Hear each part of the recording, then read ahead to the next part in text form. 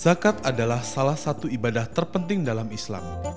Setiap muslim yang menyimpan harta berkewajiban memberikan sedekah dari rezeki yang dikaruniakan Allah. Di sisi lain, zakat berperan penting dalam menggerakkan ekonomi. Dengan adanya zakat, diharapkan mampu memperkecil kesenjangan. Islam mengakui adanya perbedaan rezeki sebagai akibat dari perbedaan kemampuan, keahlian, dan potensi. Rumah Zakat adalah lembaga amil zakat nasional yang kerjanya menghimpun dana umat, ya, zakat, infak, dan sedekah, juga wakaf, kemudian menyalurkan dana-dana CSR perusahaan. Secara garis besar, program Rumah Zakat ada 3.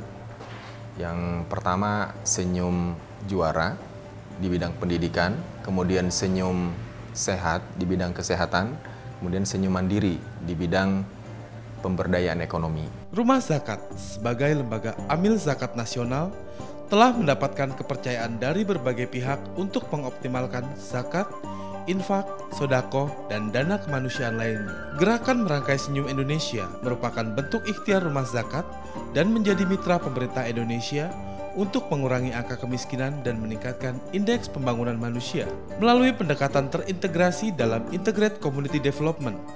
Program-program Rumah Zakat disalurkan dalam program Senyum Juara, Senyum Sehat, Senyum Mandiri, Senyum Ramadan, dan Super Kurban. Saya pikir tadi yang saya katakan lebih tertib dan lebih aman, ya.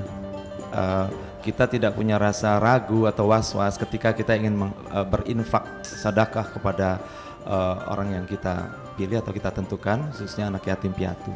Sebagai masyarakat, ya, saya ingin yang namanya zakat atau infak dan sebagainya itu ditangani dengan sesuai prosedurnya. Pada Ramadan tahun ini, Rumah Zakat telah menyalurkan bantuan senilai 29,2 miliar kepada lebih dari 111.000 penerima manfaat di seluruh Indonesia melalui program Senyum Ramadan. Dan untuk Idul Adha kali ini, Rumah Zakat pun telah menyiapkan program Super Kurban yang merupakan program optimalisasi pelaksanaan ibadah kurban dengan mengolah dan mengemas daging kurban menjadi kornet. Rumah Zakat punya program namanya Super Kurban. Ya, Super Kurban bentuknya adalah kurban yang dikornetkan.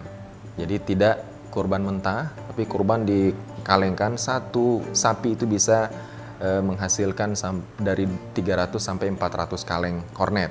Kemudian satu kambing itu bisa menghasilkan dari 25 sampai dengan 40 kaleng kornet.